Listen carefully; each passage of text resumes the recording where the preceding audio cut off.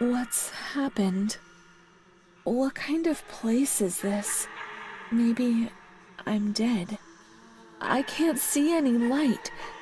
I might be dead. I can't get up. What's going on here? What's happening to me? There's no one here. Yet, these noises. God, my head is killing me. I can't keep my eyes open.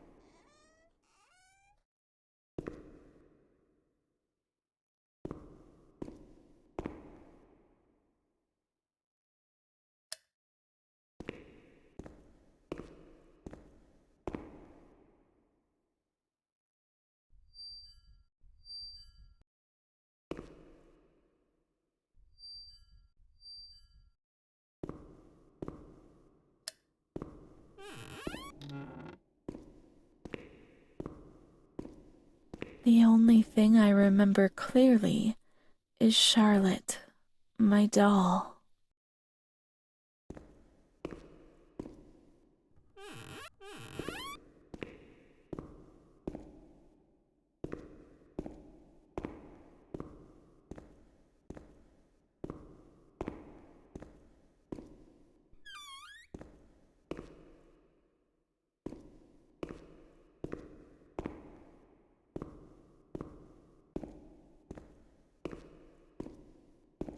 This could be a cozy place. No, she's freezing. She's alone. Let's look for her.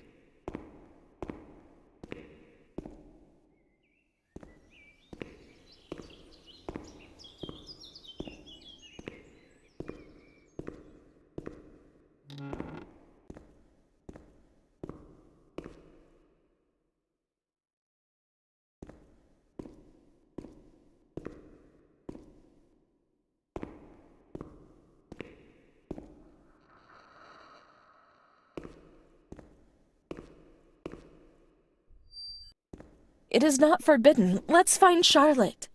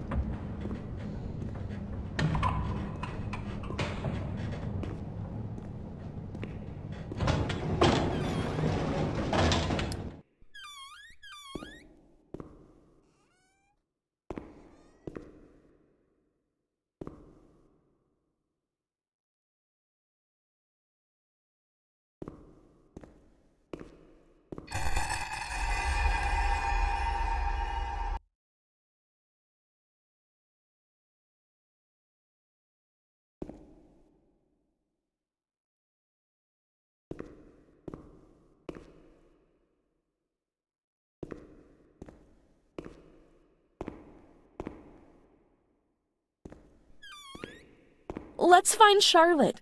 She is alone. She is in the dark.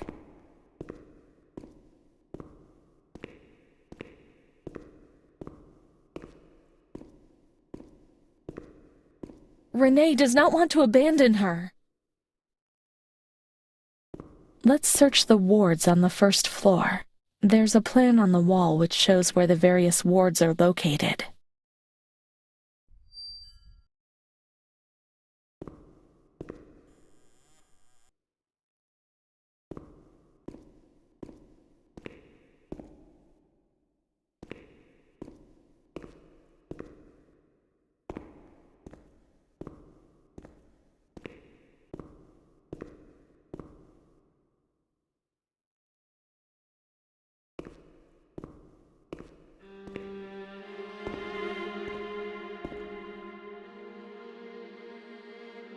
Mummy took good care of Charlotte. She tucked her in, hugged her, gave her cuddles and kisses. She was very affectionate and loving. Nothing bad happened to Charlotte, and I was amazed. I did not understand. At first, I was quite afraid. I feared that she wanted to hurt me. I was constantly expecting the moment when Mum would abandon her. Because I did not deserve to live.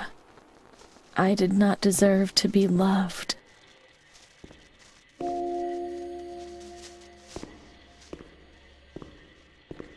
It's cold. It's dark. Now she's cold. She'll get ill. We can take care of her. It's not forbidden. Charlotte is a good girl.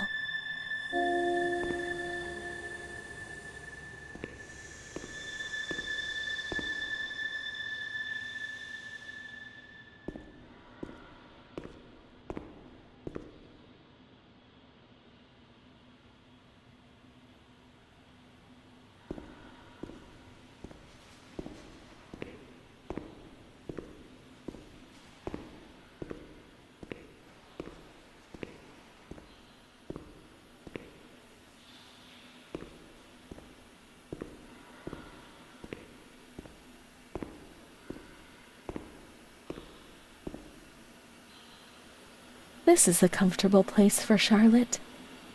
But it's cold. No, no. It's cold. Don't shiver, Charlotte. The cold will go away.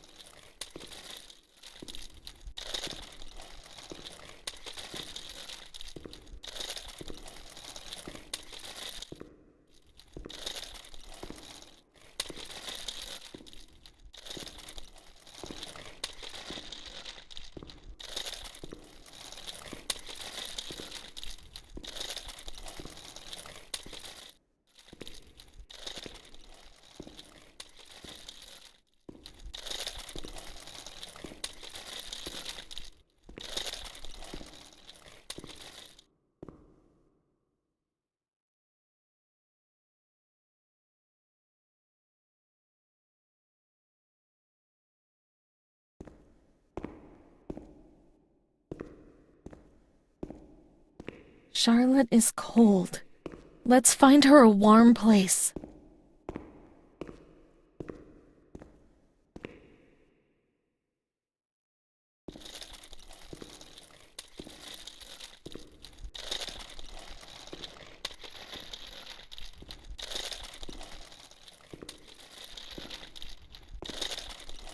The cold goes away, you see? The light, warmth. We can do it. The cold goes away. It's not forbidden. Now we can go to that ward where everything started.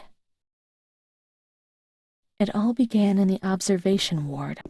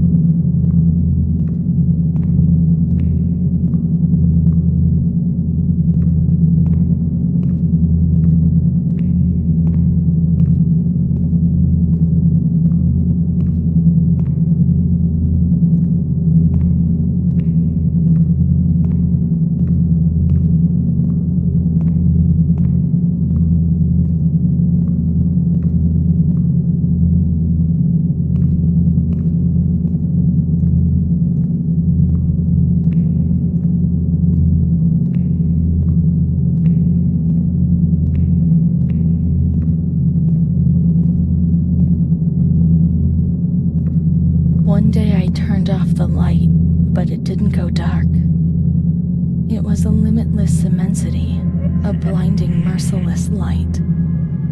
I was 16 and I was afraid, always afraid, a fear that wore me down. I needed help, but I could not speak. Everything terrified me, even thinking. They said they were taking me to a place where the fear would go away, where I would get better. I stopped living in there. They dragged me away and tore off all of my clothes, every last stitch. I tried to explain what was going on in my head. They tied me to the bed for days, alone with my nightmares. It wasn't fear anymore. It was madness. And when you're mad, you cease to exist.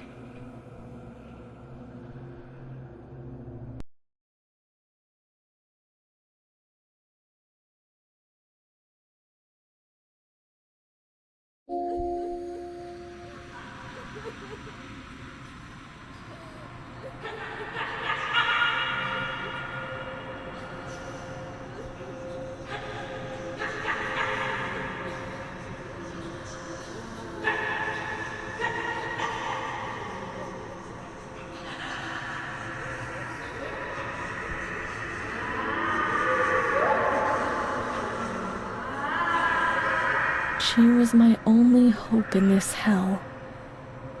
I was falling down amongst the damned, but that woman and her smile kept me alive.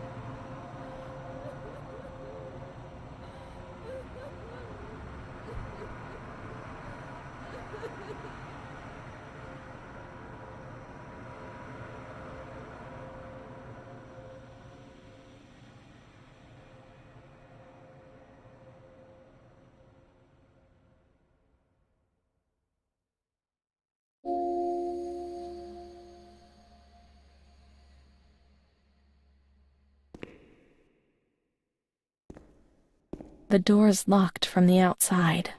Here, the doors can only be locked and unlocked from the outside.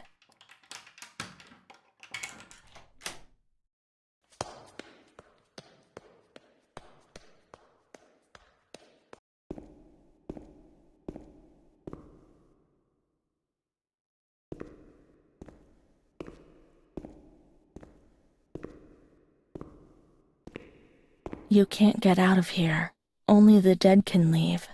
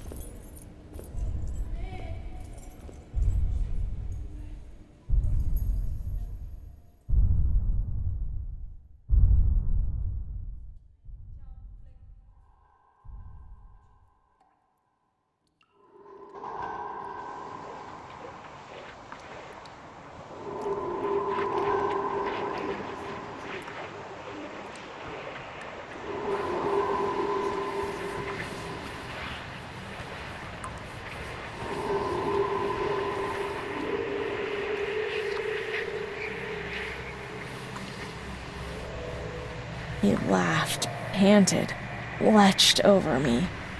It hurt when he touched me. I thought I'd split apart suddenly with a loud thud, shattered into pieces. I felt fragile, sick, dirty, filthy. All I could do was clutch Charlotte tightly while Renee obeyed. He was the boss in the realm of light. I was devoured by the evil I had done. I threw up and could feel hell getting closer and closer. My God, those medical examinations. The doctors said there was something inside me, which they would have dragged out of me. My God.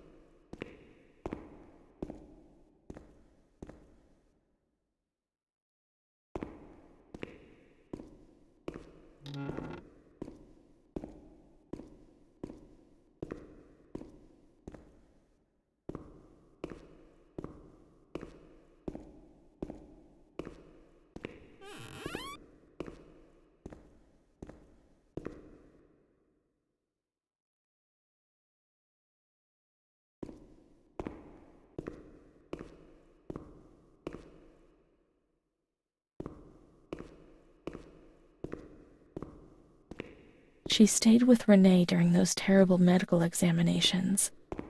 That's what gave her the strength to survive.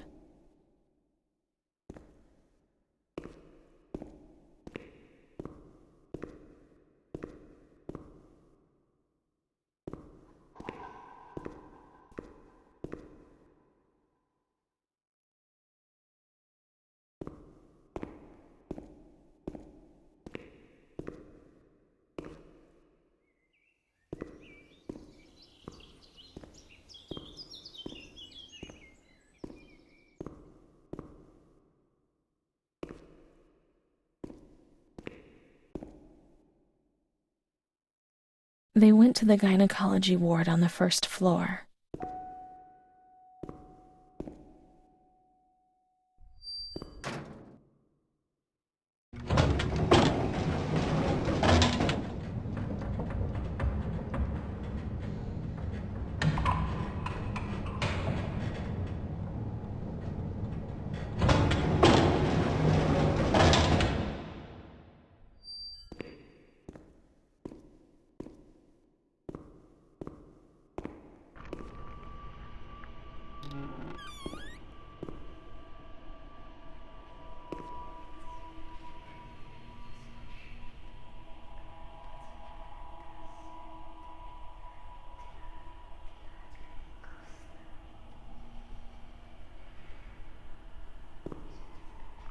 (2108, 1938).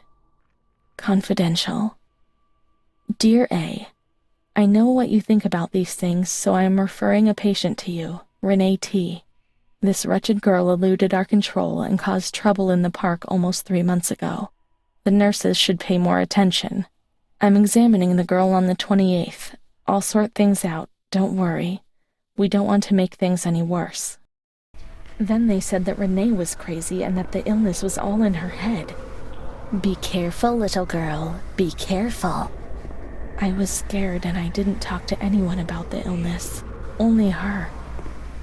Not even the other doctor. He never touched Renee. He just wrote things down. You can tell me everything. Don't be afraid, he said. Everything's going to be fine. Do you want to know what I'm writing? I write down what I see about you. Everything I see. He didn't hate Renee. He tried to help her.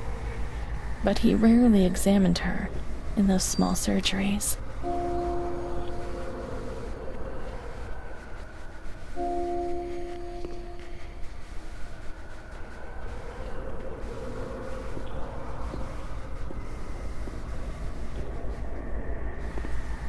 The doctor who wrote things down was in surgery C.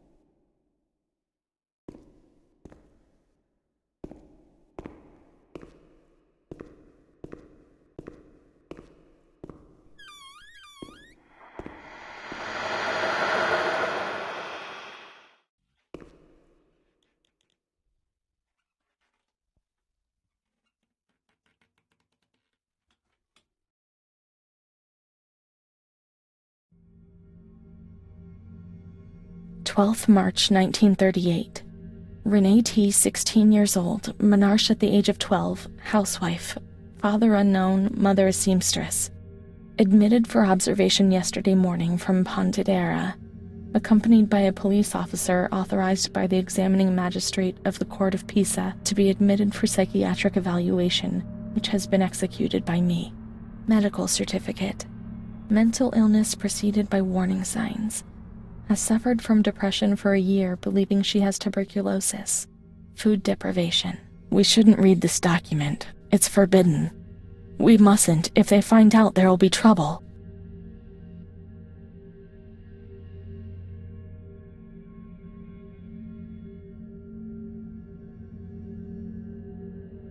We should look for Amara. We must hurry. We should follow the memories and make sure they don't fade. She is scared, hears noises and spirits, presents serious signs of anxiety psychosis, suffers from hallucinations. She is anxious, confused, has a distressed expression, a questioning look as if terrified, disoriented. She feels confused, hears voices shouting in her head. She doesn't understand properly. She has not felt well for 2 or 3 months. When questioned, she replies, "My mother wants to hurt me. She always scares me. She chases me." Why are you here? I had argued with my mother, and I was so disturbed by the shock that I felt like my head was spinning. There was a woman there who wanted to force me into a life of prostitution. They wanted to condemn me to be burned at the stake. Children were whispering, calling my name. 16th March. She couldn't sleep last night. They wanted to condemn her to be burned at the stake. 4th April. Transferred to the quiet ward, still under my supervision. Yes, that's true. The ward where Amara was. Yes, the stake. The children wanted to burn Renee. She had to pay for what she'd done. Like witches at the stake. 21st April. She is more awake this morning and responds to questions. She complains of headaches. She became emotional when she found out that her mother was there. She says that one day, years earlier, when she was with a friend of hers, she met a guy who made her get into a car and took her for a ride. There, she was made to smoke cigarettes and drink spirits, and that guy showed her certain things. He tried to hurt her and made her go crazy. She says that he promised to marry her and made her swear to keep it a secret. These details were roughly confirmed by her mother. After that, she became domineering, impatient, and hostile to her family, especially her mother. She started taking off her clothes in public, going from laughter to tears without warning.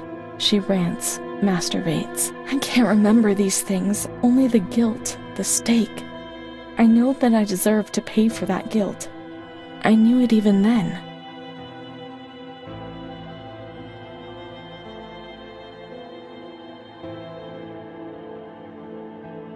She was uncooperative during the examination.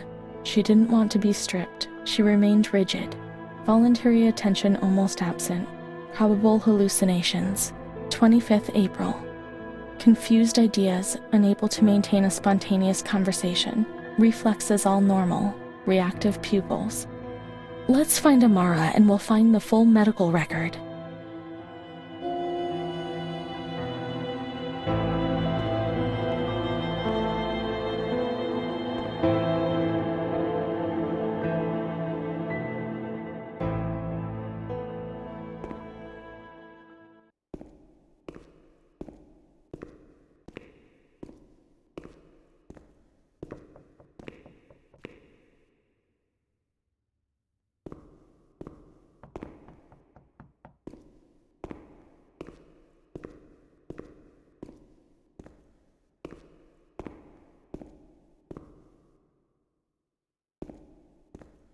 The park, at the back, and then down towards the kitchens.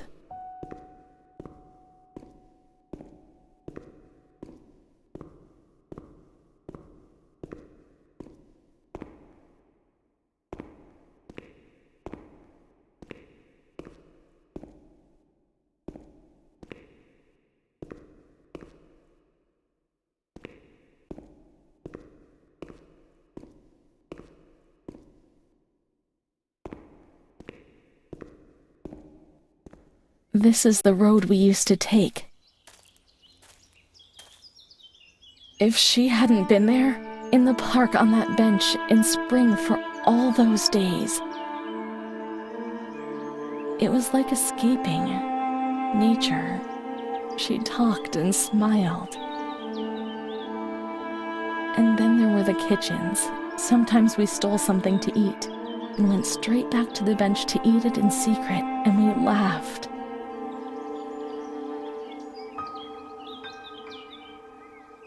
She did things to me. Sometimes she touched me. In the showers, I felt her body against mine for the first time. It was a shiver that warmed my soul. Eyes closed, the light slipped away.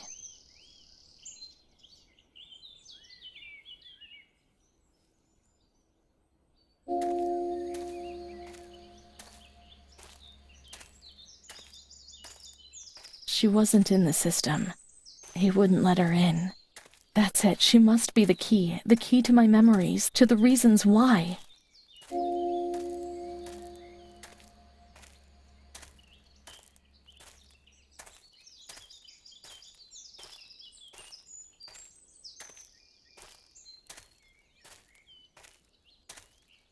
Nature helped me to forget, to get out of system.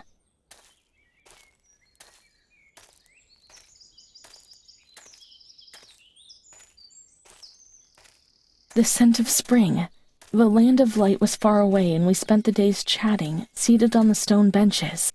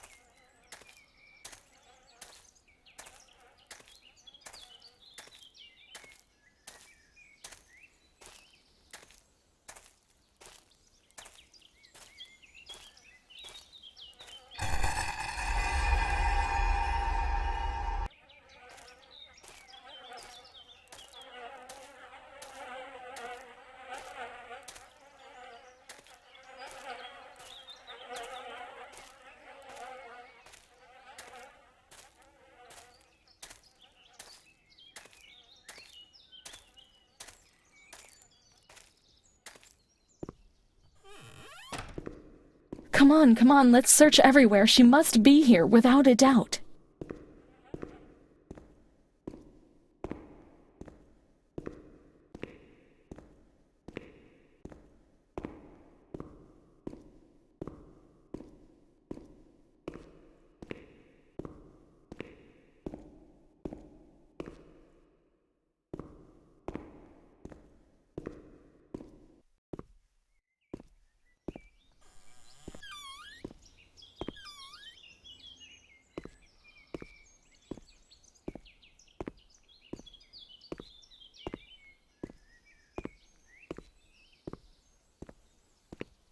Keep looking. We mustn't give up.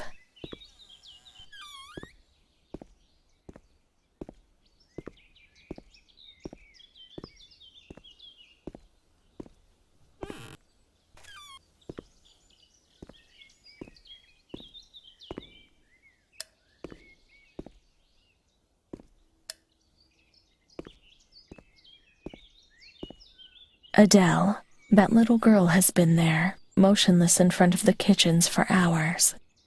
Poor thing.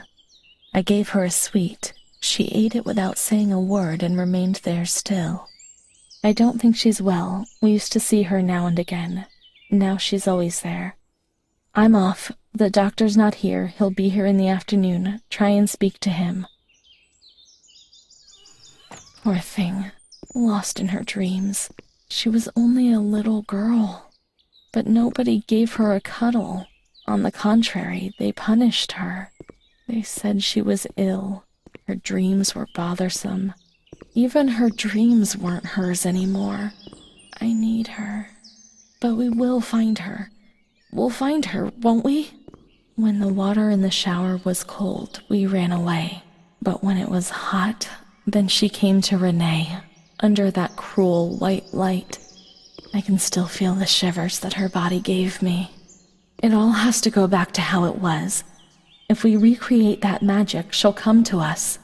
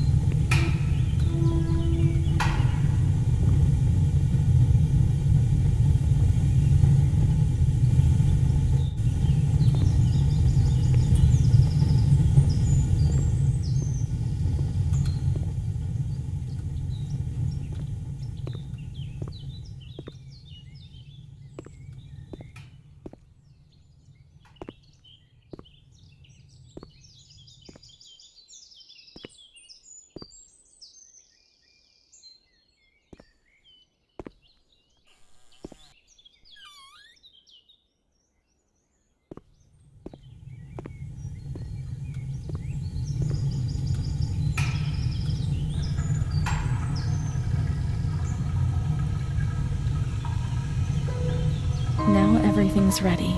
We can go to the showers. We can go along that narrow corridor in the kitchens. We'll meet her in the showers.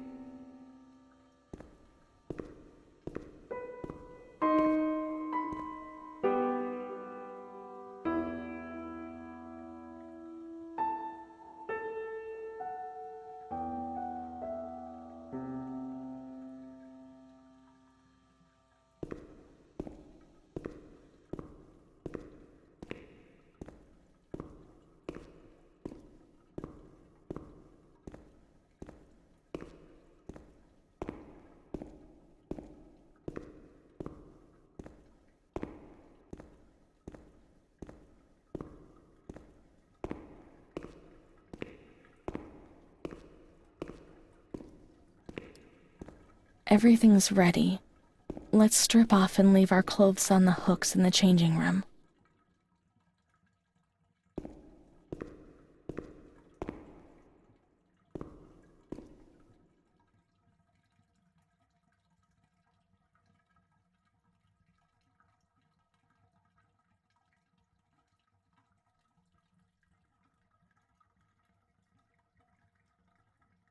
Let's now turn on the water and everything will be as it once was.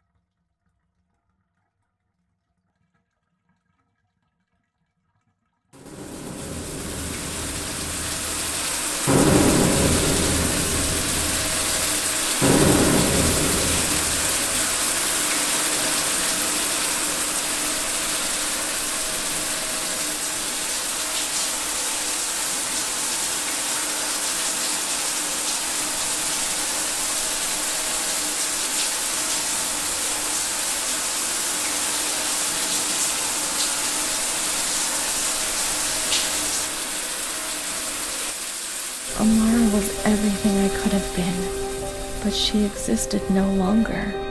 I should have liked to cancel everything I used to do, and instead, I always did it again. It was my fault, and then she disappeared from my life.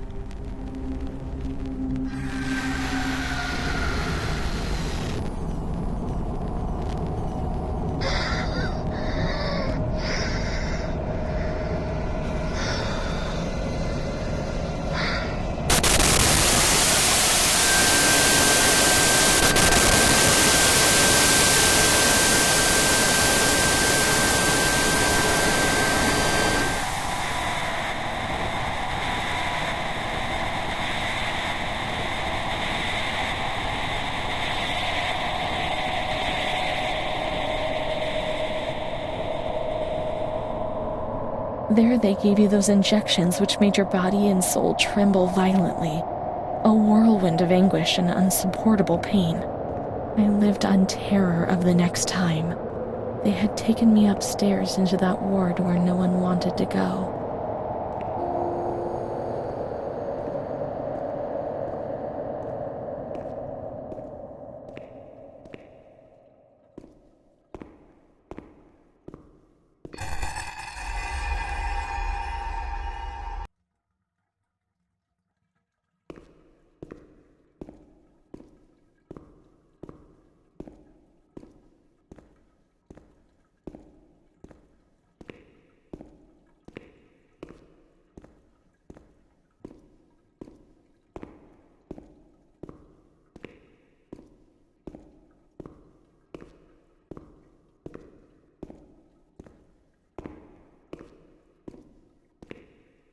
Let's look for Renee's room in the semi-agitated ward.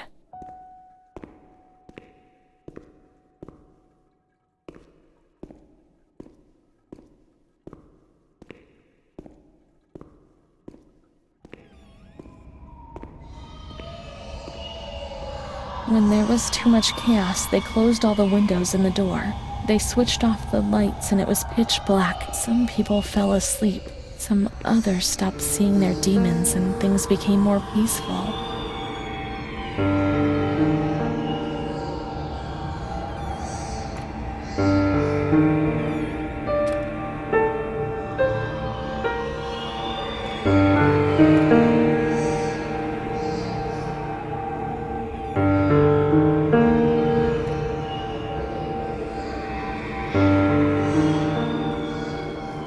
They put a straitjacket on you.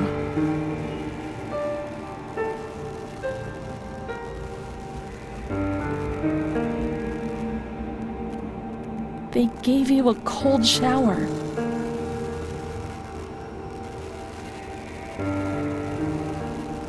They suffocated you with a sheet.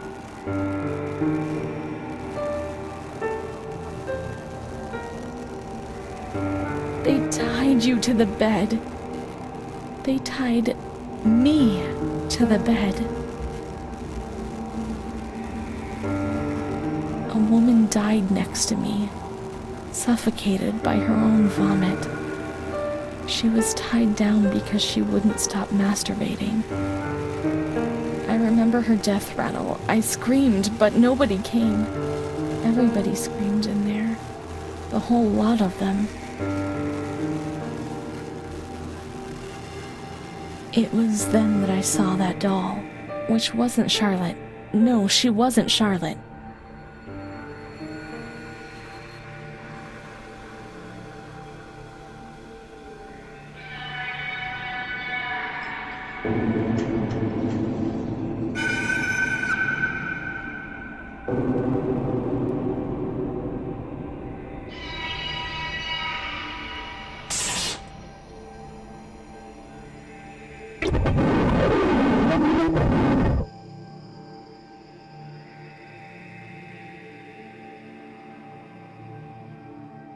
In the solitude of that crowded ward, the past came to harm me once more.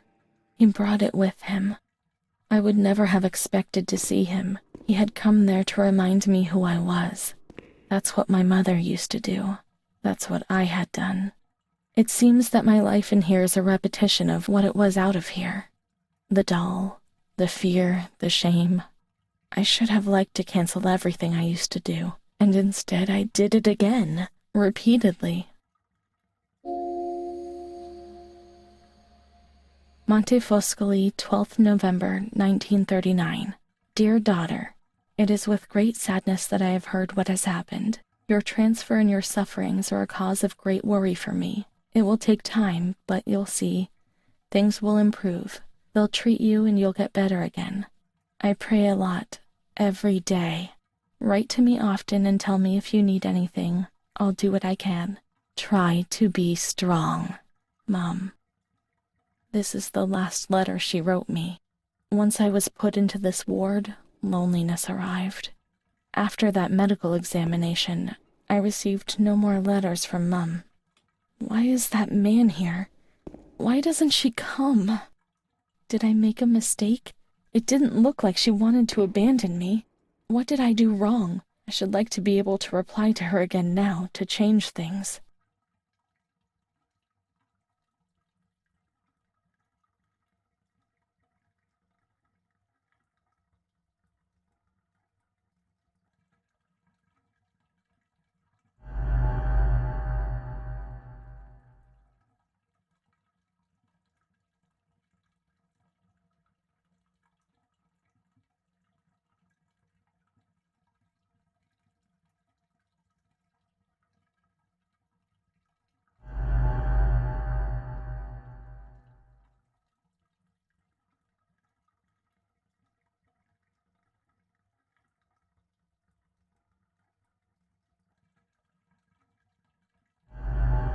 Perhaps she would have listened to me. Will she reply?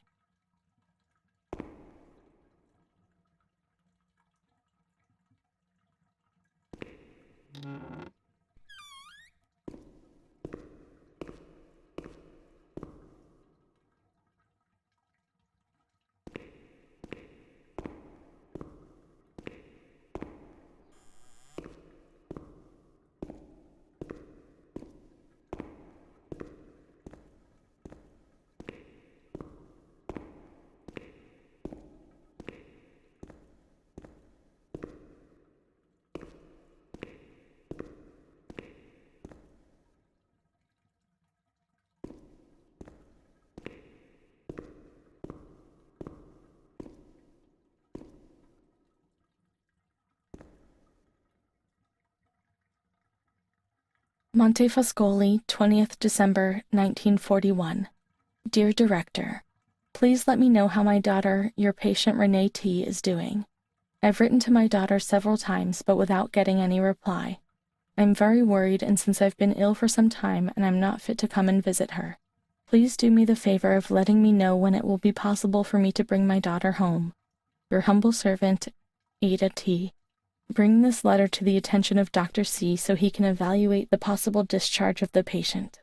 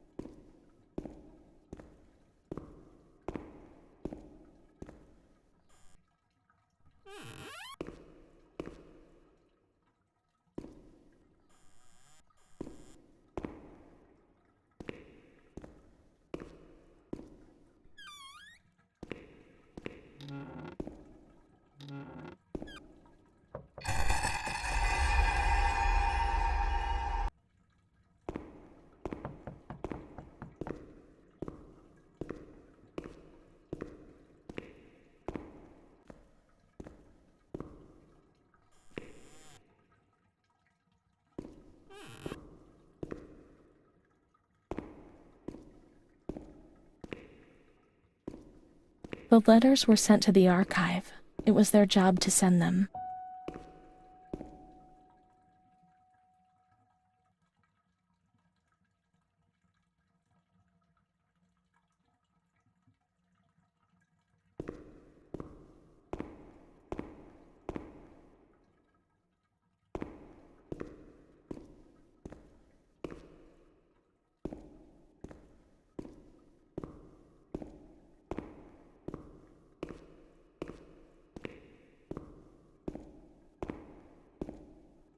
When you were sent to a lunatic asylum, you lost the right to possess anything. Everything you arrived with was packed up and stored here, even the clothes you were wearing, in case you were released one day. Too many, however, never left.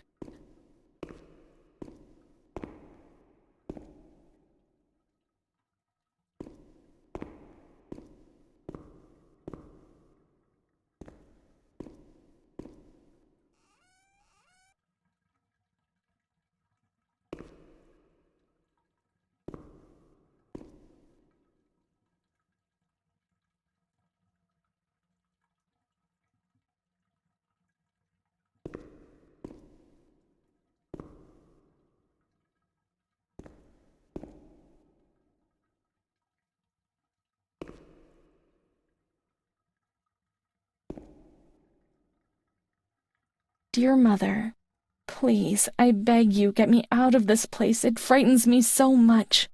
You were right. I know I was wrong. I realize I'm so ashamed. If you only knew how much. But now I'll behave well. Sure, now things will be fine. I'll work hard. I'll be very good. Your daughter, Renee. This letter. It was Renee's letter, just like when it was written, but it was never sent. Why? Why did a thing like that happen? I've received your letter, Mum. You tell me to be patient and strong, while I only have fear and pain, and you no longer write to me. If only these lines could be my soul and tell you what's happening to me. The kids want to kill me. They all look the other way, and they tell me what I must do. I don't understand. She helps me, but what have they done to her? Can you tell me? Will you help me? Renee.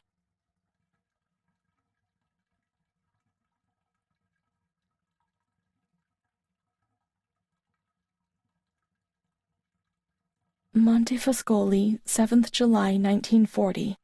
My dear daughter, I have received no news from you.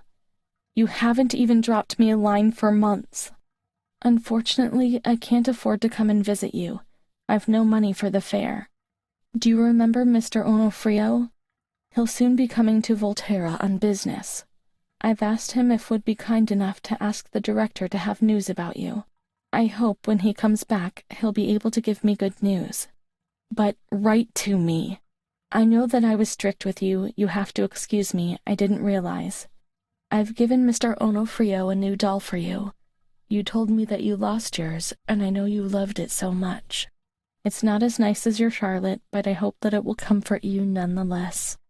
Keep your chin up, daughter. Things will be fine. You'll see. Mom.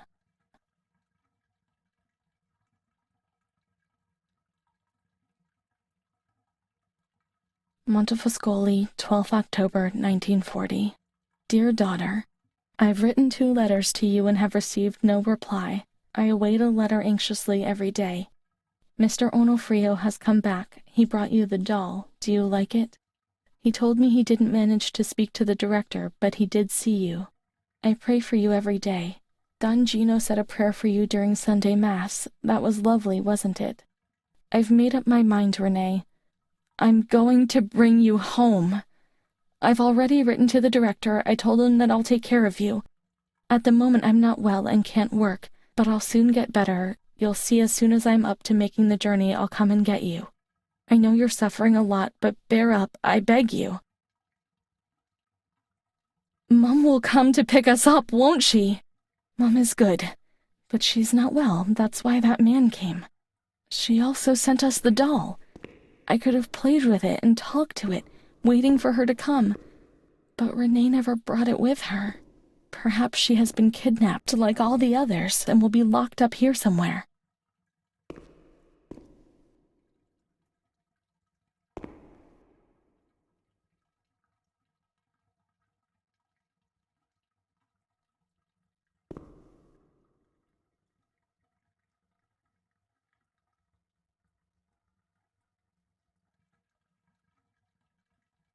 Now we can open the bundle on that table in front of the window.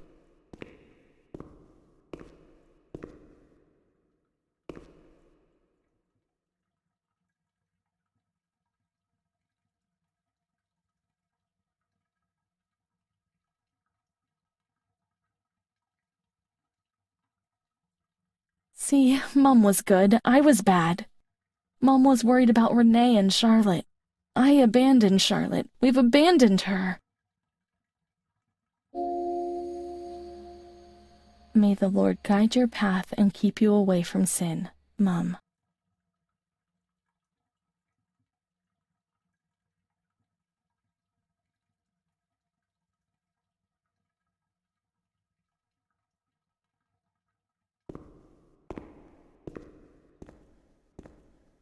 Let's look for Charlotte. We have abandoned her.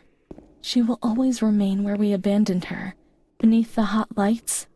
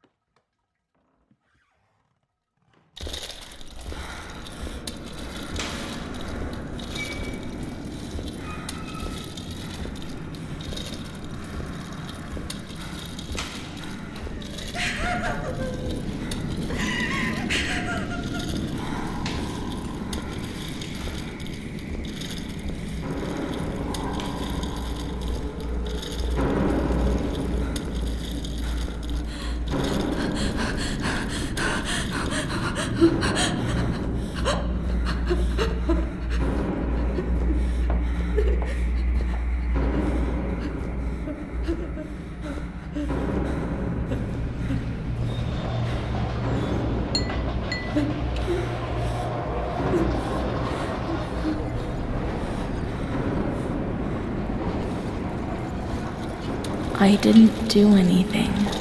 I only obeyed orders. Charlotte's gone away. I didn't come to get us now. I only obeyed orders. Leave us alone. I didn't do anything. I only obeyed orders. Mom will come and get us now. I didn't do anything. I only obeyed orders. Even though we're bad. Mom won't leave us alone. I didn't do anything. Charlotte gone away. I only obeyed orders. Mom will come and get us now. She loves us. even though we're bad. I didn't do anything. I only obeyed orders.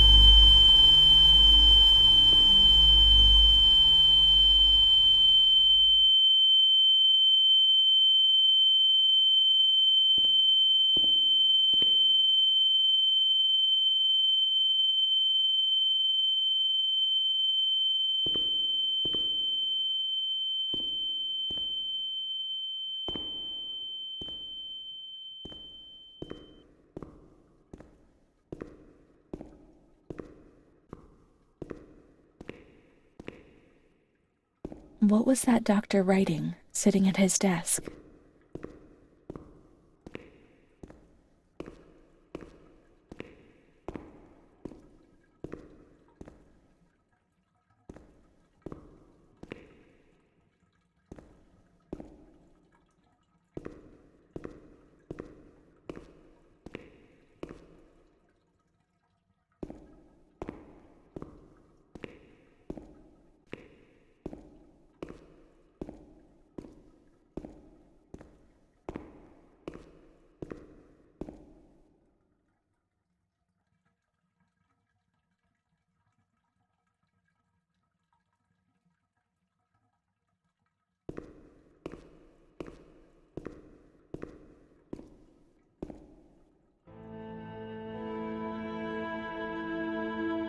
September 1938. The patient frequently indulges in recriminations expressed in an explosive tone of voice. This morning she threw away the milk, saying it was full of urine, spittle, and all the other filth. Crazed, she hears voices. They order her about. She says she heard children singing. They were imprisoned in a school. 20th January 1939. Mutistic, groggy, pays no attention to anything. When questioned and stimulated, she starts crying and weeping. At other times, she laughs. 1st June. Apathetic, eats very little. She refuses to be touched. Doesn't respond. passes her time in the park. The cooks report that she sits on a bench in front of the kitchens. 14 October. Impulsive once again.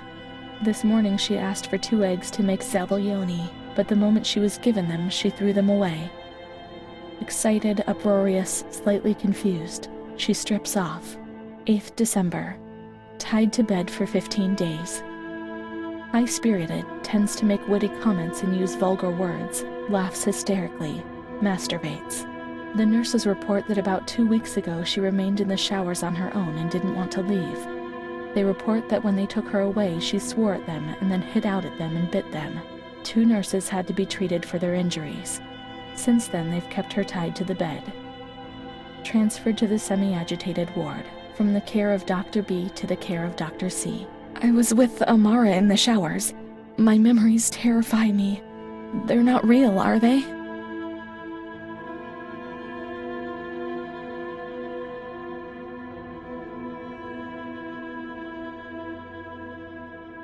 "15th December.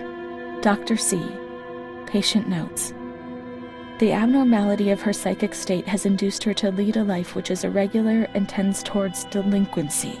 A fickle and flighty character, she abandons her household duties at intervals and dabbles in occasional prostitution."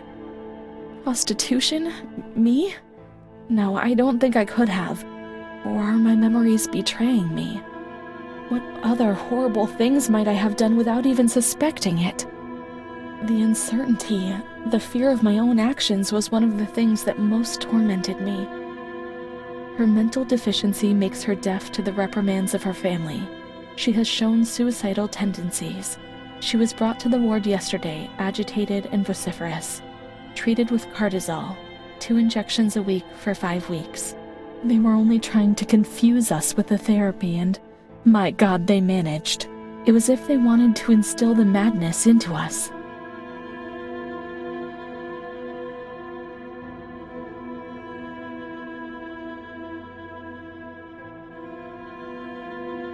June 2. After a long period of calm and improvement, the patient is very agitated today and vehemently refuses to submit to a gynecological examination. She swore and cursed those who generated her, flailing her arms and hitting out.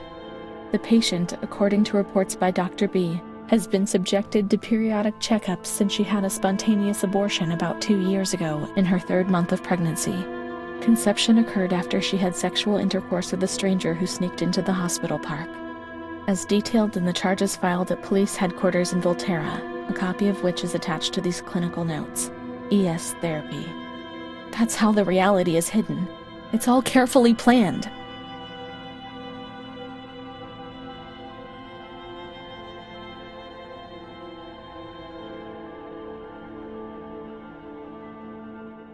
And the stranger in the park? I don't remember. Was it another invention or another memory removed? God, my head!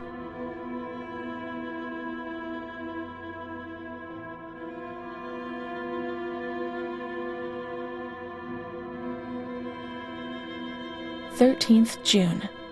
The nurses report that after having received her mother's letter, she fell into a state of great mental confusion. She threw her soup over another inmate because she was very anxious, and she punched a nurse. Impulsive, lashes about her. She rails against the doctor in vulgar terms while he is examining her, lashes out and spits. Block all correspondence so as not to give the patient further reasons to become agitated.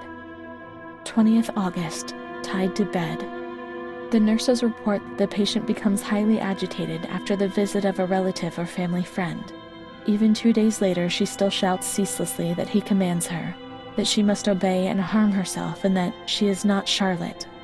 All visits forbidden, constrained to bed and intensification of ES therapy until we achieve results. Calm down, you've got to be calm. Don't get agitated, we'll make you calm down. That's the only thing that matters. Is tranquility worth the price of not living?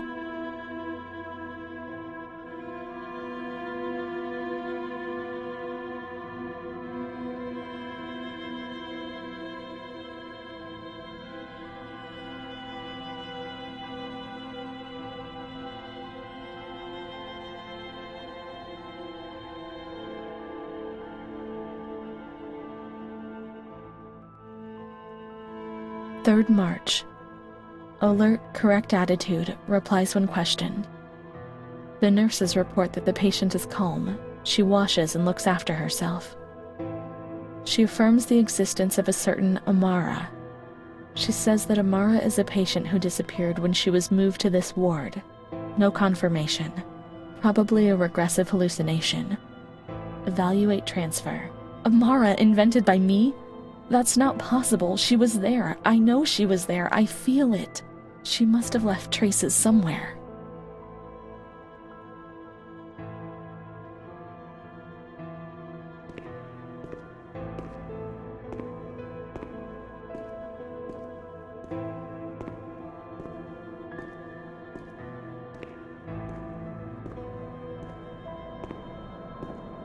We can try to find her medical records in the archive where the letters from her mother were filed.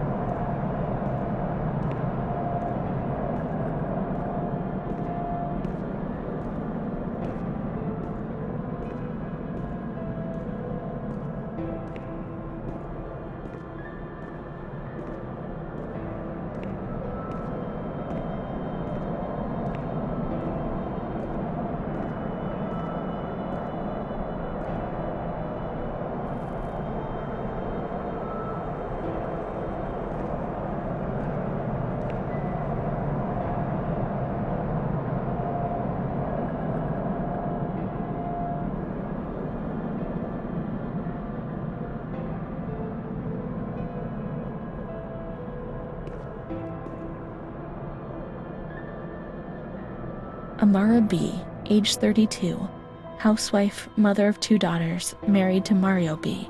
So Amara exists then, yet she had no children. She wasn't married, but that photo, it's her. 3rd June 1936, admitted yesterday. She shows signs of improvement. 10th June, jolly, calm, tranquil, she behaves well, keeps herself tidy and clean. Discharged 8th June. 28th April 1937. Arrives, brought by her husband, in an anxious and nervous state. Has difficulty speaking, trembles. Discharged 14th May. 8th March 1938. A few days before Renee was admitted, she told me that she had also been admitted shortly before. Arrived yesterday in a febrile state. Discharged 14th March. She didn't leave, certainly not after so few days, no. June 22nd, 1939. Readmitted. Once more the patient shows rapid improvement. Discharged 2nd July. 1st August, 1941. Umpteenth admission due to agitation. Discharged 27th August. She came and went, stayed there only for short periods, but I remember her always with me. What's happening? 4th March 1942. Here once more, the same situation. 8th March.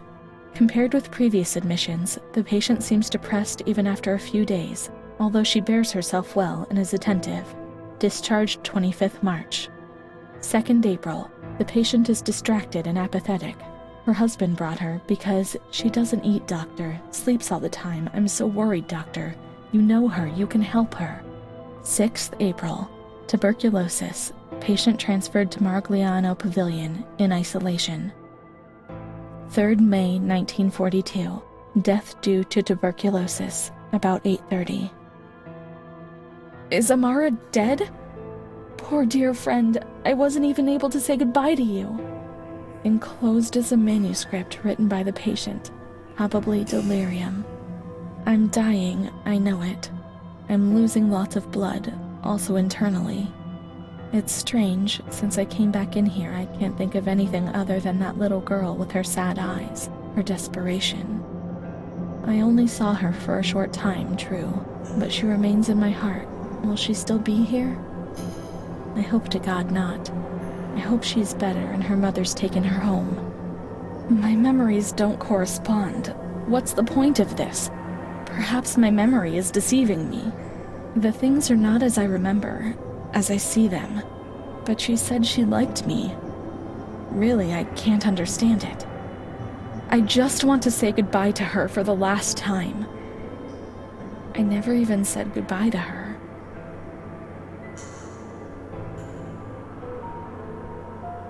How could a soul survive in this hell? I wish to feel things again. Pain, passion. Once again feel the tears wetting my face. Remember to have lived.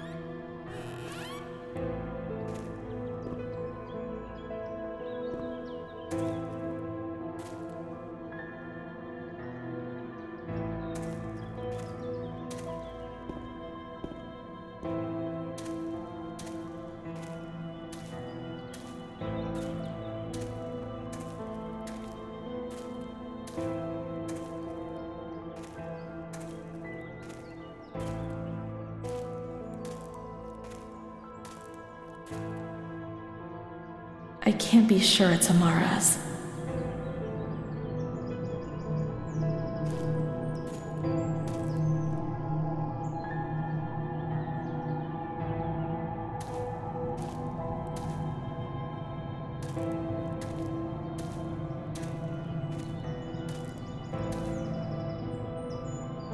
These crosses are nameless. How will we ever know whose they are?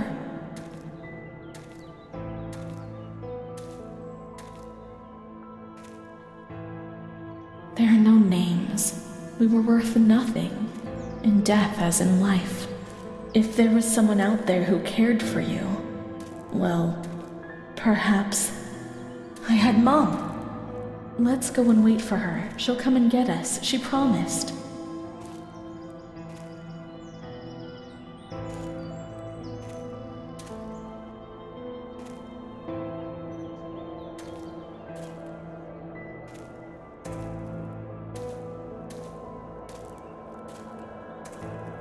Let's wait for Mom in the waiting room.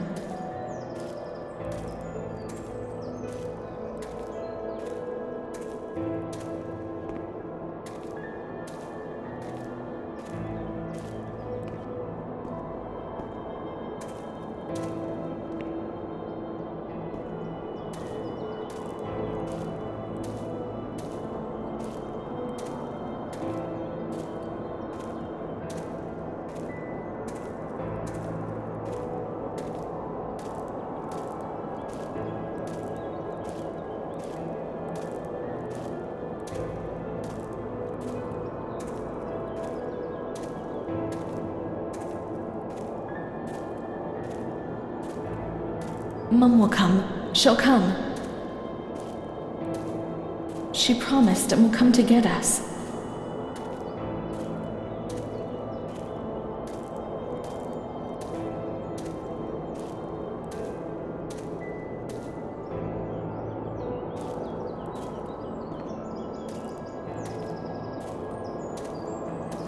She'll take us home. Now I understand. I won't misbehave anymore.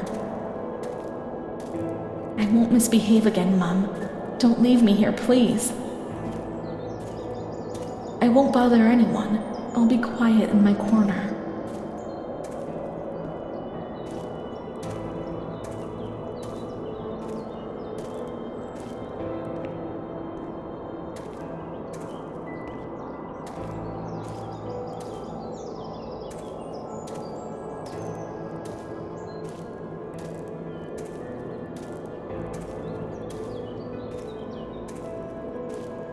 How I really miss that dark corner where I used to pass entire days.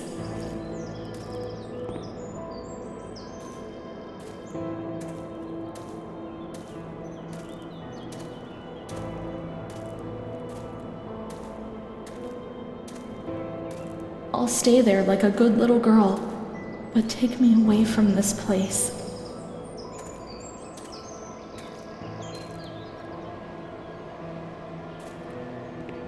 I must always concentrate on nothingness.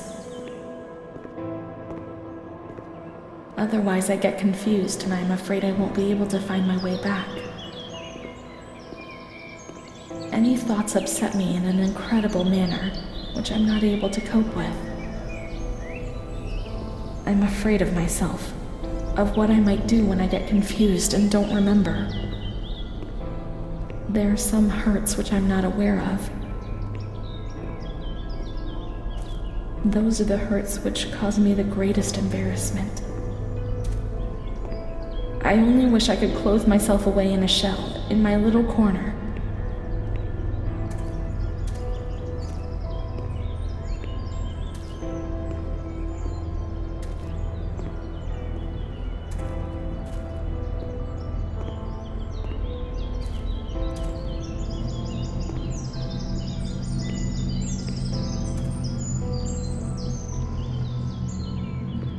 What if she's already been?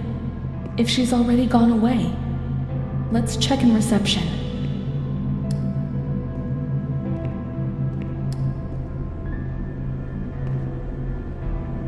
Miss, please send the following telegram to Ada T.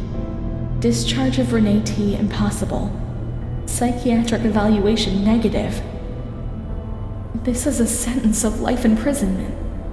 I can't spend all my life in here. I can't. It's a death sentence.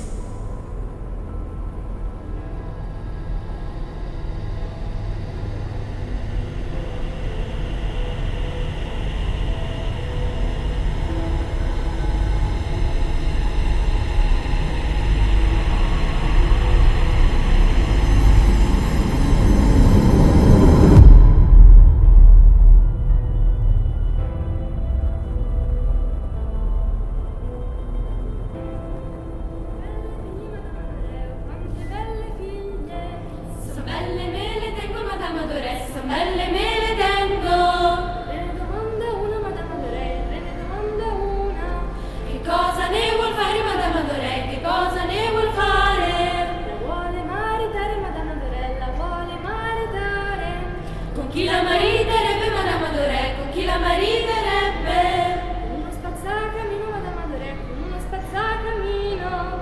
E come la vestirebbe, Madame Adoré? E come la vestirebbe? Di stracci e di toppe, Madame Adoré, di stracci e di toppe.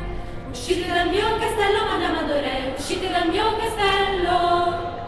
Quante belle figlie, Madame Adoré, quante belle figlie. So belle me le tengo, Madame Adoré, so belle me le tengo. Il re ne domanda una, Madame Adoré, il re ne domanda una. Che cosa ne vuol fare, Madame Adoré?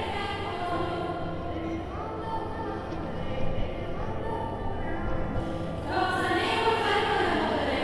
Cosa ne vuol fare? La vuole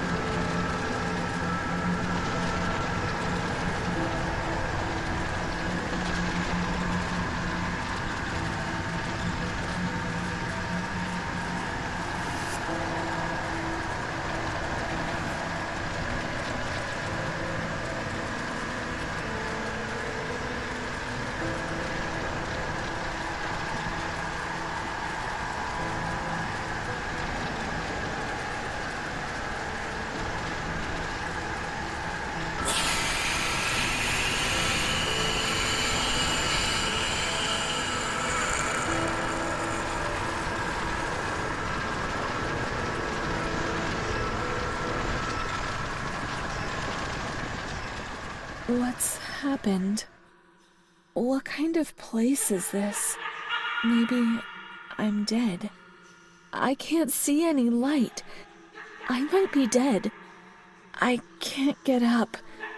What's going on here? What's happening to me?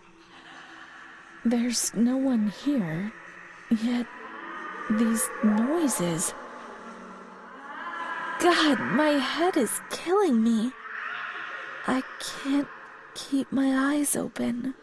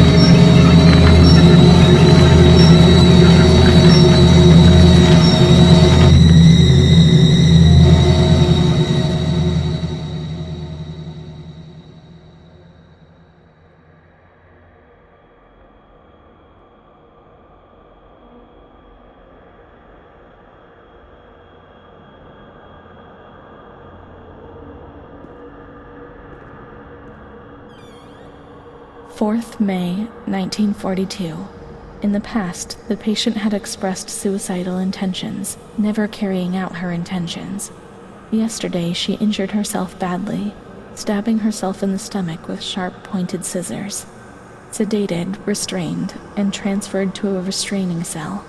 10th May. Transferred to the agitated ward for observation. Isolation, insulin shock therapy. 25th September. Positive response to treatment. She replies to questions and remembers what happened, but doesn't want to give explanations. She claims to have memory lapses, entire days about which she remembers nothing. She appears to be anxious and seeks reassurance. She fears to have done monstrous things in the periods about which she has no memory.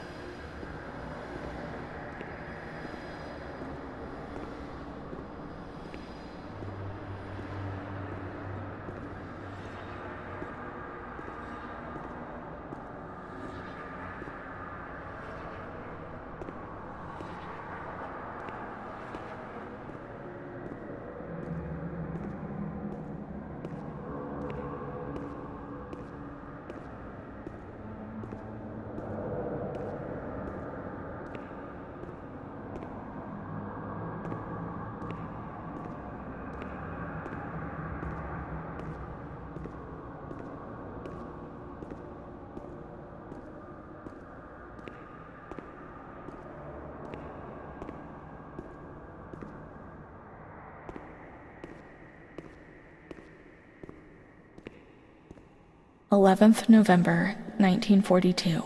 The patient speaks very little, refuses food, force-fed with nasal cannula. 2nd February, 1943. The lack of kerosene for heating and the shortage of sufficient food is causing a lot of victims in the institution. War spares nobody, not even these alienated creatures.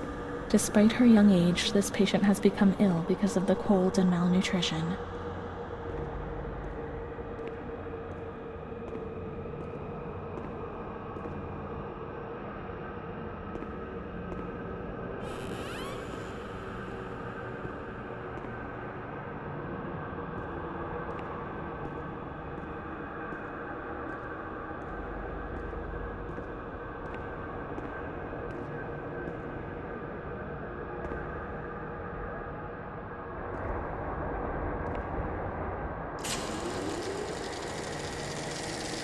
In here, nobody laughs. I mean really laughs. Not those crazy fools who laugh because people say they are mad. I don't know why, because they do really laugh. They say that I'm mad too, but I never feel like laughing. In the past, people laughed at me. But they were right, you know? You can't always cry, and people laugh when they are afraid, don't they? It happened to you, not to me, better so. In short, they do that to show that they're happy. You oughtn't to be offended because it's true, and deep down it's just like having pity, so to speak. But then you think about yourself, and so you laugh to say that it's okay. Everything will get better, that it's all shit. It's all shit, this place. You're not trying to tell me that it's not true, right? An intelligent person, educated, not like me. And if I can see that it's a load of shit, just imagine how much better you understand. No, come on. No, I feel fine here, you know? After all, I can do anything I want or say anything I want. No, come on. No. I feel fine here, you know? After all, I can do anything I want or say anything I want.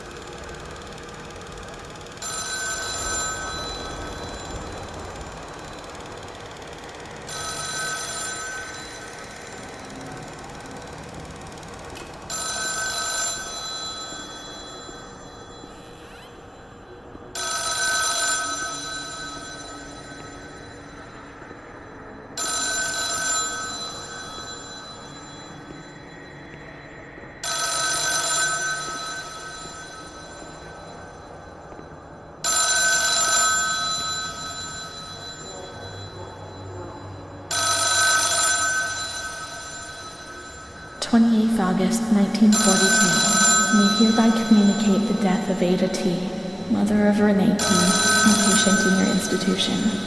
No known relative. Sincerely yours, Mama Frio P. I've nobody left in the world. Nobody at all. Solitude is very strange.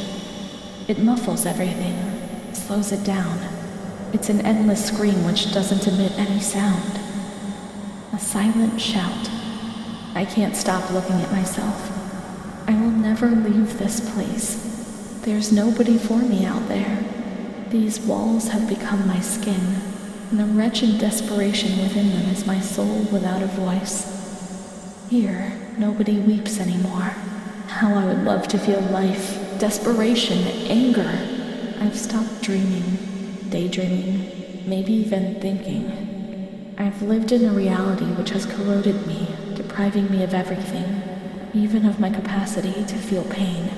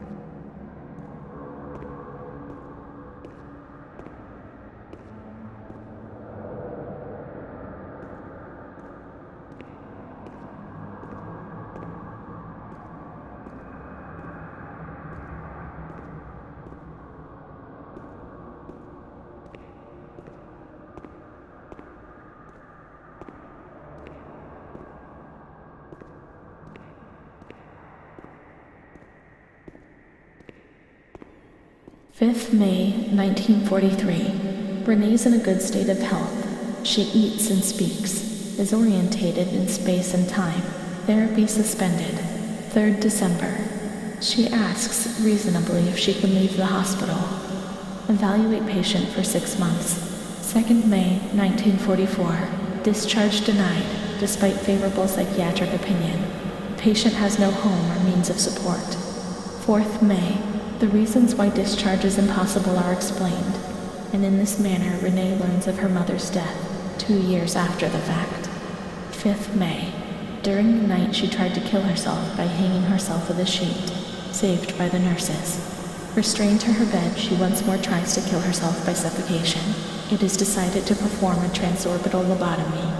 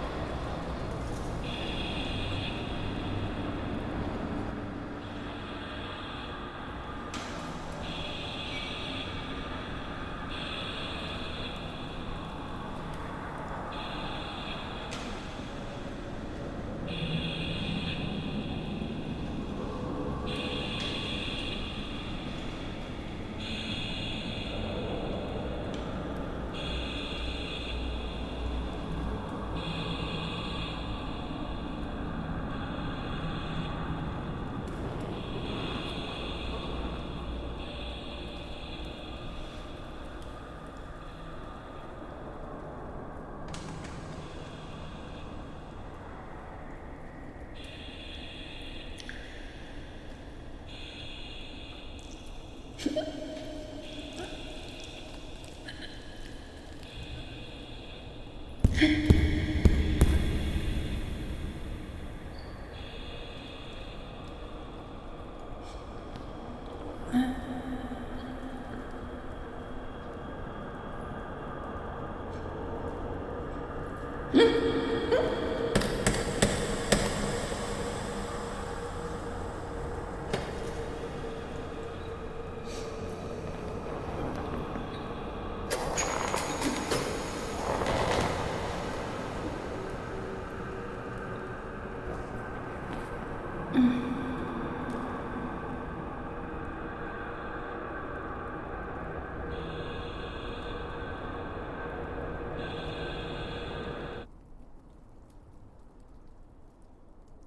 10th, 1944.